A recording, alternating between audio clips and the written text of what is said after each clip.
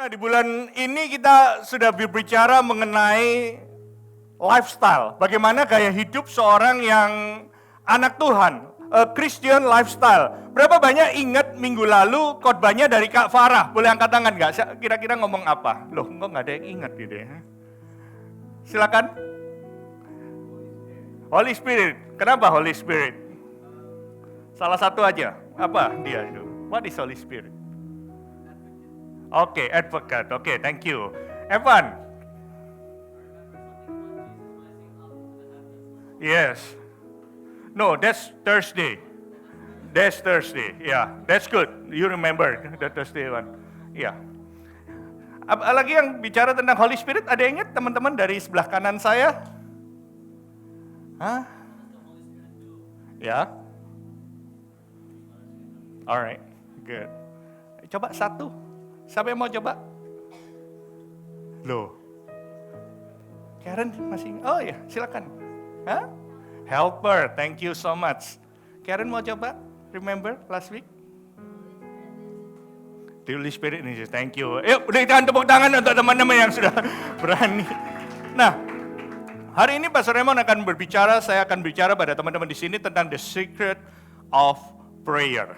Nah, kita harus tahu bahwa seringkali kita ingin belajar sesuatu, kalau kita punya hobi main komputer, bahkan main games mungkin, kalau kita punya hobi untuk kita mancing, atau kita hobi basket, hobi main sepak bola, futsal, dan lain sebagainya. Kita spend time untuk belajar. Kita spend time untuk kita itu ngobrol sama seseorang yang sudah jago. Nah, seringkali tapi dalam kehidupan kekristenan ini, kita nggak mau belajar seringkali, atau kita nggak konsisten. Saya mau kasih tahu bahwa cara yang paling mendasar untuk kita mengerti tentang Tuhan, karakter Tuhan, atau belajar tentang Tuhan Yesus adalah melalui saat teduh pribadi kita. That's good kalau kita bisa datang setiap hari Minggu. It's good kalau Anda nanti akan ada iCare di bulan Juni, setelah retreat kita akan ada iCare. Siapa yang excited dong ya? It's good untuk punya teman, untuk berkomunitas. Namun seringkali disiplin rohani, doa dan baca firman seringkali kita lupakan. Nah, gak ada cara lain untuk kita bisa konsisten dalam doa, baca Alkitab, gereja, dan iCare. Berapa banyak di sini yang gak pernah skip baca Alkitab dan doa setiap hari? Ada gak? Wow, thank you. Ada yang seminggu mungkin 3 kali atau 4 kali? Atau 2 kali? Oke. Nah, seringkali ketika kita, Pastor Raymond pun kadang-kadang sering lupa, jangan bilang-bilang ya. Karena sibuk. Bahkan kalau pendeta kadang-kadang kita sendiri itu sibuk mempersiapkan firman Tuhan itu lebih dalam daripada kalau saat teduh pribadi. Jangan salah ya. Saya tetap membaca firman Tuhan, saya tetap doa. Tapi seringkali karena kesibukan kita itu lupa untuk saat teduh pribadi. Karena sibukan, jadi jadwalnya banyak. Nah, gimana supaya kita melawan kesibukan ini? Caranya adalah jadwalkan waktu yang tepat. Jadi kita punya waktu, ada yang pagi hari. Berapa banyak suka baca Alkitab sama doa pagi hari? Siapa? Saya suka pagi hari. Oke, that's good. Berapa banyak suka malam-malam? Ya. Nah, makanya tujuannya apa? Karena seringkali ada distractions dalam kehidupan kita. Kalau kita seringkali kita ngobrol, kita ada teman, kita baca WhatsApp dan lain sebagainya. Makanya kita penting untuk siapkan waktu yang tepat. Yang kedua adalah siapkan tempat yang khusus. Seringkali juga kita itu nggak mengerti. Kalau Anda nggak mengerti, nanti kita sudah siapkan e-learning bagaimana membaca Alkitab. Nanti hari ini kita belajar tentang how to pray, lack of understanding, supaya kita bisa mengerti firman Tuhan. Banyak orang mengatakan, aduh nggak penting, ini kan Alkitab, ini kan ngobrolnya udah zaman yang lama gitu, nggak relevan. Butuh waktu untuk Anda bisa belajar firman Tuhan, untuk bisa mengerti. Kalau hari ini belum mengerti, it's okay. Kita bisa tanya sama kakak mentor kita, atau kita minta Holy Spirit untuk guide us, apa yang kita nggak ngerti. Makanya butuh waktu untuk kita bisa bertumbuh, dan seringkali kadang-kadang teman-teman lain nggak ngelakuin, habis teman-teman lain juga ngelakukan gitu ya. Karena itu perlu punya partner untuk kita bisa berdoa, untuk kita bisa baca firman sama-sama. Kalau kita percaya gitu ya, kita punya prayer partner, baca Alkitab juga punya teman gitu ya, laki dengan laki, perempuan dengan perempuan gitu ya. Supaya apa? Supaya kita bisa baca sama-sama, kita bisa mengaplikasikan apa yang kita pelajari. Karena dunia ini perlu distraction. Justru karena kita ini makin sibuk, disitulah kita perlu firman Tuhan untuk guide kehidupan kita. Nah, sekarang saya mau tanya nih, mana yang lebih penting? Baca Alkitab atau berdoa? Siapa yang katakan baca Alkitab lebih penting? Loh, siapa yang bilang doa lebih penting? Di sini ada yang sehari cuma doa doang, habis itu nggak baca Alkitab? Ada? Kadang-kadang saya juga pernah gitu ya. Ada yang baca Alkitab doang, doa. Hah? Good. It's okay, kita jujur gitu. Tapi kalau kita lihat Charles Spurgeon, seorang teologian, dia mengatakan, when asked what is more important, prayer or reading the Bible? Dia mengatakan, I ask, what is more important, breathing in atau breathing out? Coba kita lepaskan nafas. Gitu, 1, 2, 3. Oke, tahan di sana. Nggak usah tarik lagi. Bisa nggak? Nggak bisa. Berarti dua-duanya penting. Katakan kiri kanan, dua-duanya penting. Katakan dua-duanya penting ya. Dua-duanya penting. Nah, hari ini kita akan belajar gitu ya. Hari ini kita akan sama-sama belajar what is prayer. Kemudian kita akan sama-sama belajar why prayer is important. Dan nanti terakhir saya akan sampaikan how to pray. Kita akan belajar dari pattern doa, dari doa yang Tuhan Yesus ajarkan, yaitu doa Bapa kami ya. Yuk kita sama-sama, what is prayer? What is prayer? Prayer adalah about relationship. Berapa banyak di sini pernah pingin kenal sama seseorang? Nggak tentu misalnya cari pacar, tapi kita pingin kenal. Berapa banyak di sini pernah pingin kenal? Ya. Nah, waktu pingin kenal, enak nggak waktu Anda ngomong kemudian dicuekin gitu ya, ngomong, habis itu nggak ngomong, nggak enak. Sama Tuhan juga gitu. Kadang kita ngomong, Tuhan mau ngomong kita udah berhenti, sudah amin gitu ya. Kadang-kadang kita itu kalau doa cuma kalau perlunya aja. Padahal Tuhan ingin membangun relationship dengan kita. Doa adalah berkomunikasi dengan Tuhan. Karena itu Tuhan Yesus mengatakan di dalam doa, dikatakan, apabila kamu berdoa, jangan berdoa seperti orang munafik. Be yourself. Anda nggak perlu mengarang kata-kata yang sangat indah. Mungkin kalau Anda ditugaskan untuk doa di depan mungkin. Tapi kalau daily prayer, saya mengatakan di sini, Yesus mengajarkan. Mereka suka mengucapkan doanya dengan berdiri dalam rumah-rumah ibadat supaya dilihat orang. Kalau Anda berdoa, jangan supaya dilihat orang. Jangan supaya kalau ditanya sama kakak mentor bilang sudah gitu ya. Sudah doa belum? Sudah. Ditanya sama papa mama bilang sudah. Tapi kita ingin spend time karena Tuhan tahu, jadikan dirimu sendiri. Nah, kemudian apa? Jangan untuk cari perhatian, tapi juga tenangkan diri. Makanya perlu, karena Tuhan mendengar di tempat yang tersembunyi. Be yourself. Kanan kiri kanan, be yourself. Anda bisa loh, waktu Anda capek bilang, Tuhan hari ini aku capek, tapi aku mau memutuskan untuk aku berdoa sama Tuhan hari ini. Tapi Tuhan juga mengatakan di tempat tersembunyi. Ketika engkau siapkan waktu khusus, waktu engkau siapkan ruangan khusus, tenangkan dirimu, jauhkan dari distraction. Di sana Tuhan ingin berkomunikasi dengan kita. Makanya waktu kita doa, Tuhan ingin menjawab kita. Saya percaya Tuhan itu bisa menjawab kita audible, dengar suara Tuhan dengan langsung. Tuhan bisa kasih penglihatan, Tuhan bisa kasih orang lain untuk berbicara waktu Anda saling mendoakan. Tapi saya juga percaya, yang paling konsisten, Tuhan itu berbicara lewat firman-Nya. Ini yang Anda penting. Makanya waktu Anda mendengarkan firman, Anda mendengar suara Tuhan. Waktu orang mendoakan Anda, atau mungkin ada orang bernubuat buat Anda, cek sama firman Tuhan. Kalau yang nggak cocok sama firman Tuhan, itu Anda saring. Berarti doanya nggak sesuai dengan firman Tuhan. Karena hal yang paling mendasar, kebenaran yang absolut itu adalah dari firman Tuhan. Makanya tenangkan diri kita. Kita tahu apa kata firman Tuhan tentang diri kita. Terus kemudian ini apa? Matius 6 ayat 7, dalam doamu janganlah kamu bertele-tele seperti orang yang nggak kenal Tuhan. ngomongnya bertele-tele, dan kenapa? Karena Tuhan itu sebenarnya mengetahui apa yang kamu perlukan sebelum kamu minta kepadanya. It's okay untuk minta sama Tuhan, tapi Tuhan, kalau kita datang kepada Tuhan, yuk jujur, datang apa adanya kepada Tuhan, ajukan permintaan kita, dan saya percaya tujuan doa bukan supaya kita ngotot apa yang Tuhan mau itu, apa yang kita mau. Tuhan, aku minta kalau bisa aku gini dan semua. Tuhan, aku minta, Tuhan, aku harus bisa kayak gini. Kalau nggak dituruti kita ngambek sama Tuhan.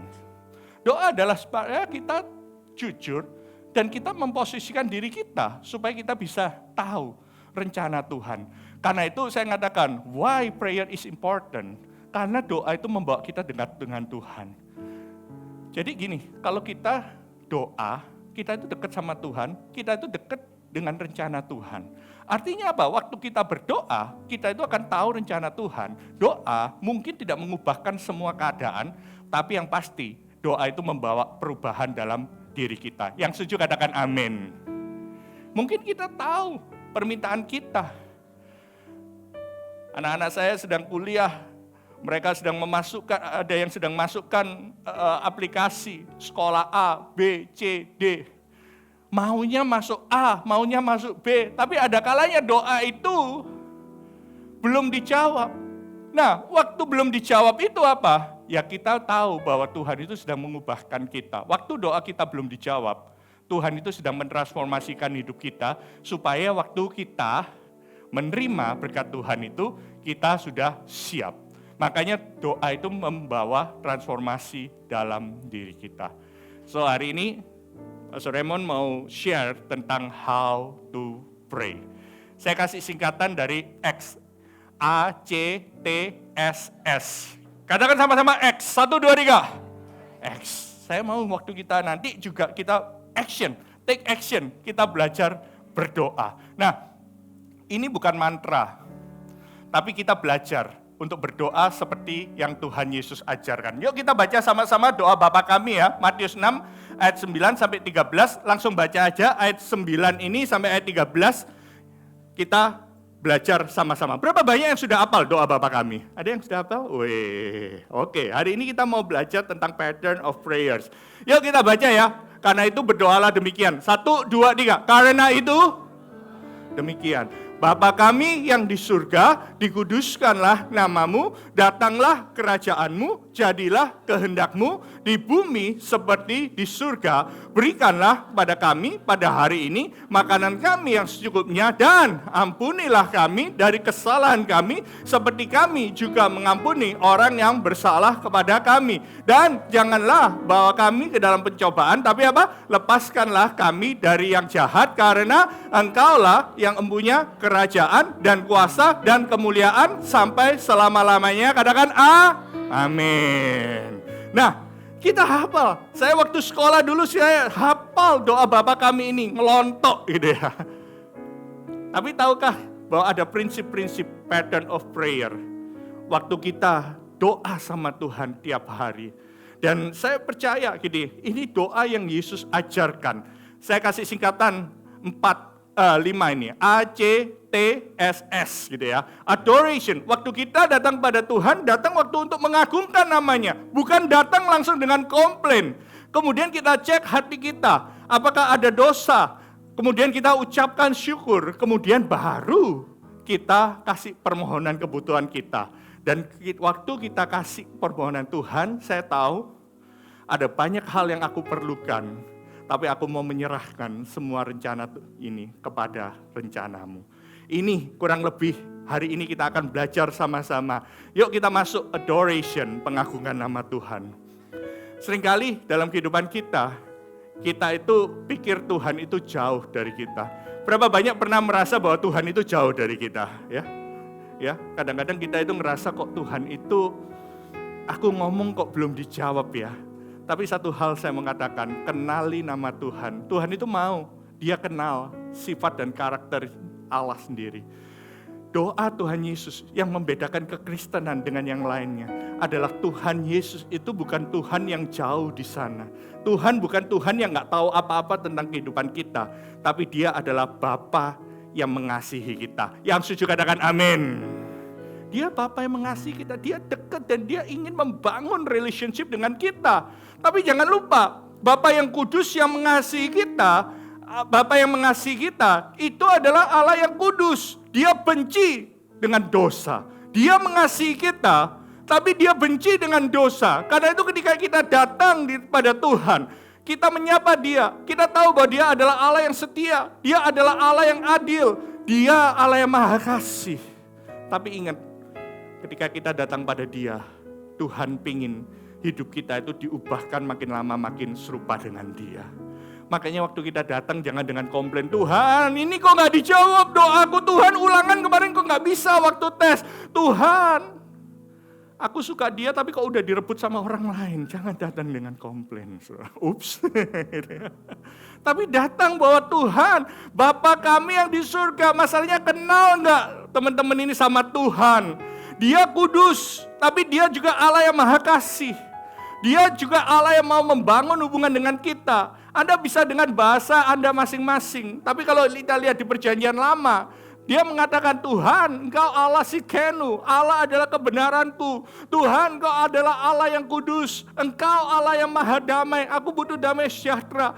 Dia adalah Allah yang maha hadir, namanya Jehovah Syamah. Dia adalah Allah yang menyembuhkan, namanya Jehovah Rafa. Dia adalah Allah yang menyediakan, Jehovah Jireh. Dia adalah Allah panji-panjiku, dia adalah Allah yang memberikan kita kemenangan. Dan dia adalah Allah gembalaku.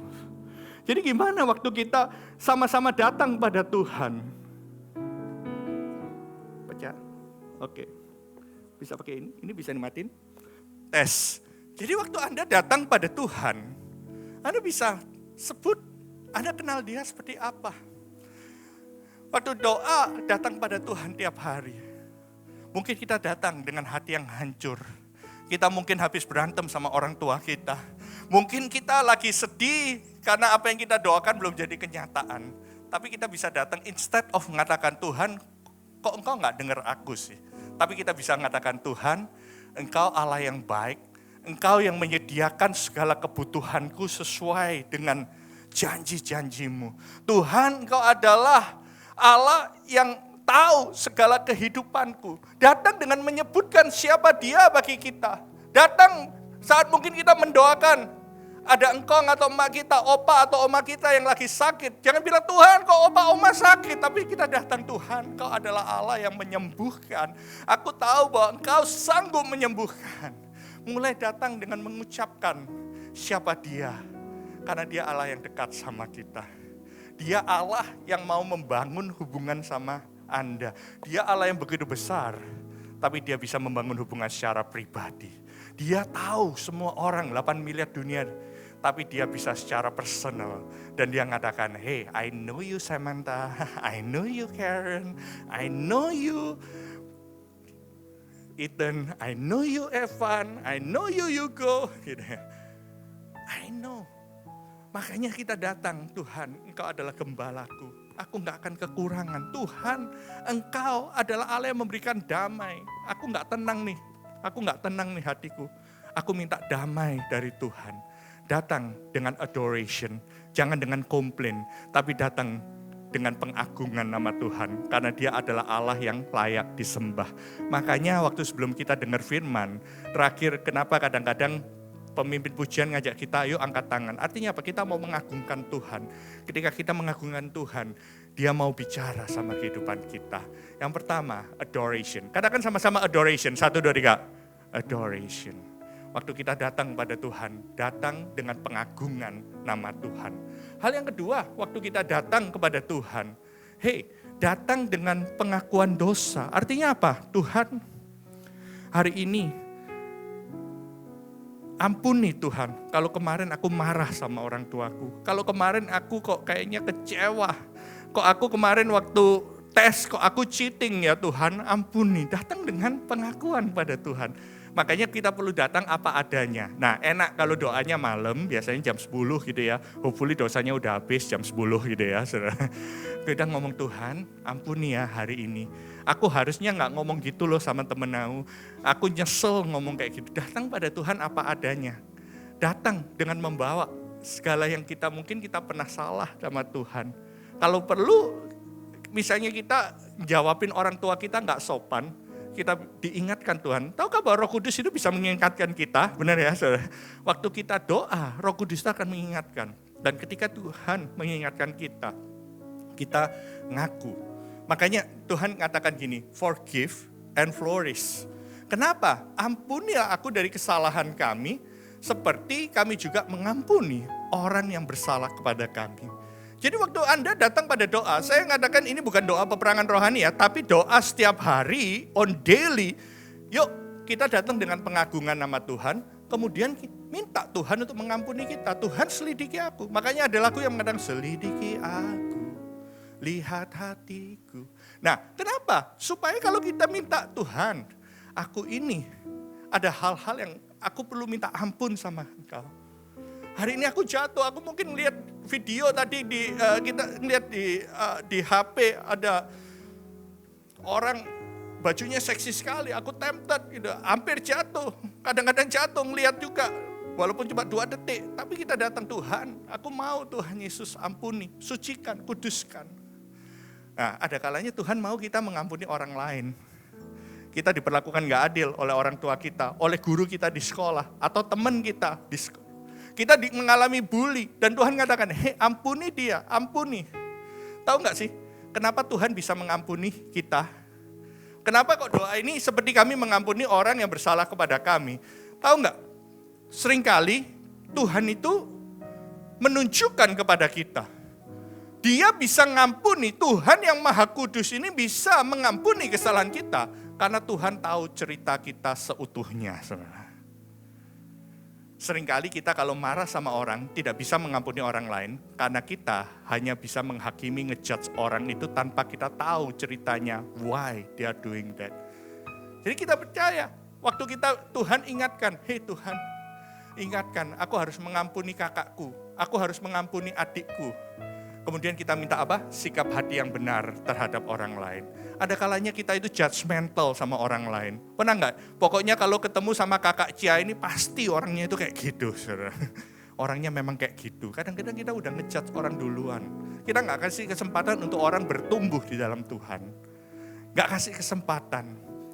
Makanya di sini kenapa firman Tuhan Yakobus 5 ayat 16 mengatakan demikian. Yuk kita baca sama-sama ya. Yakobus 5 ayat 16. 1, 2, 3. Karena itu, supaya kamu sembuh.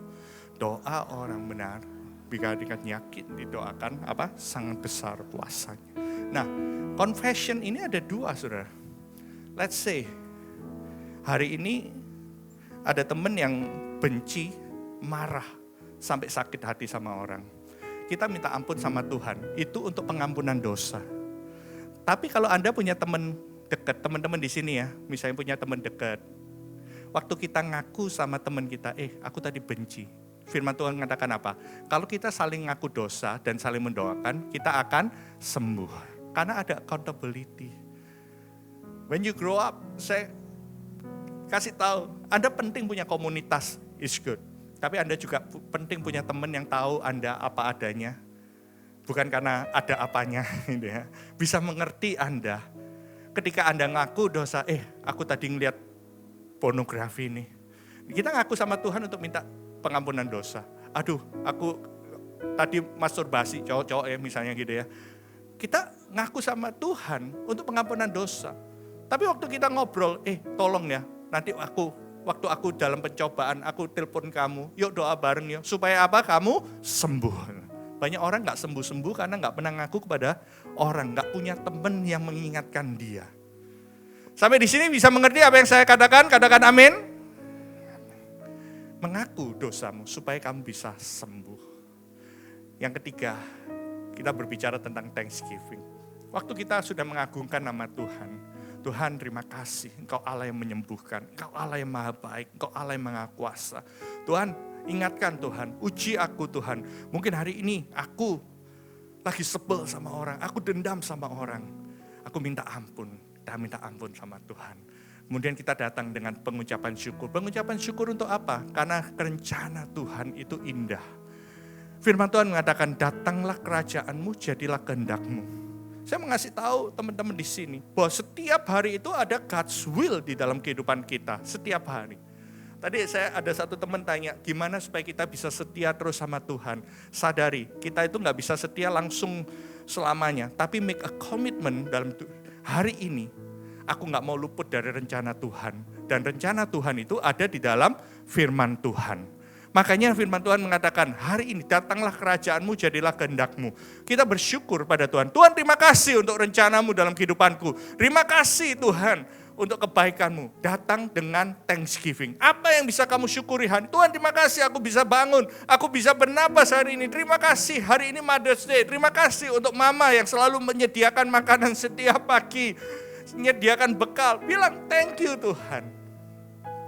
Dan datang dengan ucapan syukur. Kita bersyukur pada setiap rencana kehendak Tuhan dalam kehidupan kita. Nah, kesuksesan dalam hidup itu adalah mengetahui apa rencana Tuhan dalam kehidupan. Makanya tiap hari katakan, Tuhan, nyatakan rencanamu. Kita mengatakan, Tuhan, thank you for your plan, tell me. Melalui firman-Nya. Kadang-kadang firman Tuhan itu berbicara di dalam kehidupan. Tuhan, aku mau hidup dalam jalan-jalan-Mu. Firman Tuhan mengatakan, dengan apakah seorang benar menjaga kehidupan yang kudus? Dengan menjaganya sesuai dengan firman Tuhan. Nah, ini yang saya mau teman-teman doakan. Your will, your way. Nah, ini yang Anda doakan. Boleh dilihat gitu ya. Gimana supaya rencana Tuhan itu jadi. Supaya ada takut akan Allah, ada kekudusan, ada calling dalam kehidupan kita. Kalau sudah, ucapkan syukur untuk keluarga. Tuhan terima kasih untuk papa, untuk mama, untuk my siblings. Mulai doa. Kemudian kalau bisa, thank you for your church. Terima kasih for your pastor, pray, we need your prayers gitu ya. Thank you for the leaders, ingat kakak-kakak mentor Anda, ingat doakan youth service, doakan I care nanti Anda, small group Anda. Dan saya percaya ketika Anda datang dengan pengucapan syukur, Anda akan mengalami kemenangan-kemenangan karena kerajaan Tuhan itu hadir di dalam diri Anda, diri kamu semuanya, di dalam keluargamu, dalam gereja, dan juga dalam sekolah kita. Tuhan, aku berdoa, thank you untuk mama Tuhan. Thank you untuk papa. Aku berdoa, biarlah kerajaan-Mu datang di dalam rumah tangga ini. Aku berdoa untuk sekolah ini, supaya nggak ada lagi membuli satu sama lain. Aku berdoa, when you give thanks to God, Engkau mengatakan, let your will and your way terjadi di dalam keluargaku, di dalam diriku, di dalam gereja dan komunitas. Kita akan bisa melihat ada perbedaan. Nah, yang pertama tadi adoration, katakan adoration, 1, 2, 3. Yang kedua adalah confession, katakan confession, 1, 2, 3. Katakan thanksgiving, 1, 2, 3. Nah, baru kita menyatakan permohonan kebutuhan kita. Berikanlah kepada kami makanan kami yang secukupnya. Ini gak bicara cuman daily bread, cuma makanan, tapi daily dependence sama Tuhan. Disinilah kita nyatakan kebutuhan kita. Hari ini mungkin kita katakan, Tuhan aku butuh hari ini. Aku butuh untuk bisa mendaftar sekolah SMP gitu ya. Supaya aku dapat yang baik. Tuhan hari ini aku butuh untuk lomba. Aku butuh kekuatan untuk bisa lomba. Kadang kita ngomong aku butuh Tuhan untuk aku bisa mendoakan. Aku punya kekhawatiran. Kalau aku nanti kuliah bakal di mana gitu ya. Tadi Kak Jessica bicara mengenai doa tentang kuliah dengan sangat baik. Nah, saya mau kita sama-sama belajar. Berapa banyak di sini pernah mengalami khawatir, cemas-cemas itu? Banyak ya. Nah, firman Tuhan ini ngomong gini. Janganlah kamu khawatir dan berkata apa yang kami makan, apa yang kami minum, apa yang kami pakai. Semuanya itu dari bangsa-bangsa yang tidak mengenal Allah. Tetapi Bapamu di surga tahu bahwa kamu memerlukan semuanya ini. Tahu bahwa Bapa di surga itu ingin memenuhi kebutuhan kita. Dia tahu semua apa yang kita butuhkan. Tuhan, aku butuh kesabaran hari ini karena aku akan bertemu dengan orang paling bunceng sedunia. Aku butuh, dia tahu kebutuhanmu hari ini. Dia tahu hari ini kamu sedang berdoa untuk bisa sukses dalam pelajaranmu. Untuk bisa menang atau bisa sukses dalam ujian pianomu. Untuk bisa bertanding dengan baik. Tapi firman Tuhan mengatakan carilah dahulu kerajaan Allah. Dan kebenarannya dan kehendaknya. Maka semuanya itu akan ditambahkan kepadamu firman Tuhan. Ayat 34. Yuk kita baca ayat 34, yang kecil ini bisa baca ya, 34, kita baca 1, 2, 3. 1, 2, 3. Karena itu, artinya, kesusahan sehari cukuplah untuk sehari. Tahu nggak, bangsa Israel itu dapat mana dari surga waktu itu, di perjanjian lama. Dan mereka cuma boleh ngambil mana itu, makanan itu secukupnya. Nggak boleh ngambil kebanyakan. Kalau kebanyakan besok mananya itu akan busuk. Nah, saya mau katakan gini, kadang-kadang kita itu overthinking, terlalu khawatir tentang apa yang belum tentu terjadi di dalam kehidupan kita. Firman Tuhan ngajarkan, yuk doakan. Makanya daily, one step at a time, you pray. Tuhan, hari ini aku butuh ini. Aku mau Engkau sendiri Tuhan yang benar-benar Tuhan menyertai kehidupanku. Ya. Oke, yang terakhir, S yang terakhir, submission. Katakan sama-sama submission. 1, 2, 3. Submission, penyerahan. Nah, waktu kita udah mengagungkan Tuhan, kita udah ngaku dosa, kita udah memberikan thanksgiving, kita mengajukan permohonan kita, dan yang terakhir adalah menyerahkan. Tuhan, thank you untuk rencanamu. Tapi firman Tuhan kata, lead us Lord to the right path. Jangan membawa kami ke dalam pencobaan, tapi lepaskanlah kami dari yang jahat. Di sini kita sama-sama ingin tahu bahwa Tuhan melepaskan kita dari yang jahat. Nah, gimana sih supaya kita bisa hari ini minta wisdom? Setiap hari waktu Anda berdoa, Tuhan, I ask for wisdom. Karena banyak temptation dalam kehidupanku. Secara cepat saya mengatakan, Mazmur 119 ayat 9-11 mengatakan, dengan apa seorang muda mempertahankan kelakuan yang bersih dengan menjaganya sesuai dengan firman-Mu. Gimana supaya kita itu tahu itu hal yang baik atau yang buruk, menjaga dari firman Tuhan. Gimana supaya nggak jatuh dalam pencobaan, selaraskan hidup kita dengan rencana Tuhan, dengan firman Tuhan. Supaya aku nggak menyimpang dari jalan-jalan perintah-Mu. Dalam hatiku aku menyimpan supaya aku jangan berdosa terhadap Engkau. Di IFGF ada e-learning, judulnya How to Read the Bible. Kalau Anda nggak ngerti firman Tuhan, yuk belajar firman Tuhan. Cara supaya kita bisa mengatasi pencobaan adalah dengan memahami firman Tuhan. Tahu nggak sih, Tuhan Yesus sendiri itu dicobai iblis, dicobai tapi dia nggak pernah dosa. Kenapa? Karena Tuhan Yesus selalu punya firman Tuhan. Ayo encourage teman-teman di sini, mulai hafalkan beberapa firman Tuhan. Nah, ini Pak Raymond mau nyoba gini. Sekarang ini banyak pengajaran palsu. Nanti Anda masuk SMA, ada banyak dunia ini mengatakan bahaya-bahaya dari kebenaran. Nggak ada kebenaran yang absolut. Ada teman-teman yang katakan, nggak apa-apa lah, nanti pacaran, terserahlah, boleh kok ciuman, apa semua. Orang itu relatif karena nggak punya kebenaran. Ada orang yang mengatakan bahwa Tuhan itu pasti baik, menyelamatkan. No, bahwa Tuhan Dia adalah kekudusan. Ada ajaran-ajaran yang mengajarkan bahwa semua agama akan masuk ke surga. No, firman Tuhan mengatakan keselamatan hanya melalui Yesus Kristus. Ada orang yang mengaku Kristen tapi melakukan praktek-praktek dicampur dengan agama-agama lainnya. Justru kita mau sama-sama kita bisa melihat ada kebenaran. Kebenaran itu hanya didapat dari firman Tuhan. Supaya kita nggak jatuh dalam pencobaan. Supaya kita nggak terombang-ambing oleh pengajaran sesat. Ada yang mengatakan nggak ada surga neraka. Manusia itu cuma material aja kok. Di situ no, ada surga, ada neraka. Saya berdoa ketika kita bisa tahu sama-sama. Kita bisa melihat, kita tahu the pattern of prayer, kita sama-sama bisa kuat dan kita nggak gampang jatuh dalam dosa. Billy Graham adalah seorang pastor yang saya kagumi karena dia meninggal 2018 dan dalam hidupnya dia nggak pernah kena skandal. Jadi dia sebagai hamba Tuhan yang punya integritas. Dan dia ngomong kayak gini, di dalam kehidupan Kristenku itu nggak selalu naik.